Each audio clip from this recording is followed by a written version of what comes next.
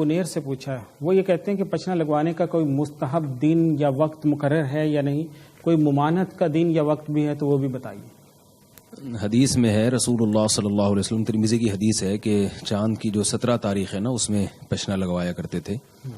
تو باقی اس کو یہ سنت عادیہ ہے، یعنی کوئی دینی سنت نہیں کہیں گے ہم اس کو۔ علاج معالجے وغیرہ سے جو چیزیں متعلق ہوتی ہیں ان کا آپ صلی اللہ علیہ وسلم کی عادت سے تعلق ہے۔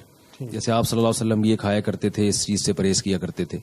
تو آج کل حجامہ کرنے والوں نے حجامہ کو بہت زیادہ بڑھا چڑھا کر اس کی اتنے فضائل اور اس کو ایسا کہ جیسے جو یہ حجامہ نہیں کر رہا وہ گویا سنت کو ترک کرنے والا ہے۔ تو جو چیز کی جتنی حیثیت ہے شریعت میں اتنی ہی رکھنی چاہیے۔ علاج کے لحاظ سے اس کی یقیناً بہت اہمیت ہے، لیکن جیسے شہد ہے اس میں شفا اللہ نے رکھی ہے، مگر ظاہر ہے کہ کس کو فائدہ ہوگا کس کو نہیں ہوگا اور کتنی مقدار میں فائدہ ہوگا یہ فیصلہ تو طبیب ہی کرے گا نا۔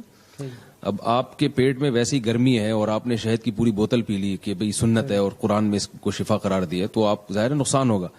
تو ایسے ہی حجامہ میں دو چیزوں کا احتیاط ضروری ہے، یقیناً اس میں شفا ہے، حدیث سے ثابت ہے۔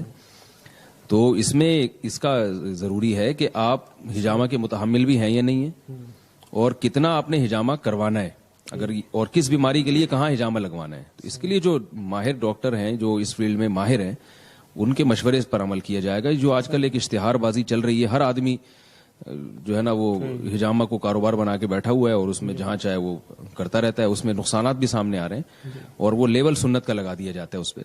تو اس طریقے کی کو ترک کرنے کی ضرورت ہے۔ ٹھیک ہے، بہت شکریہ جی۔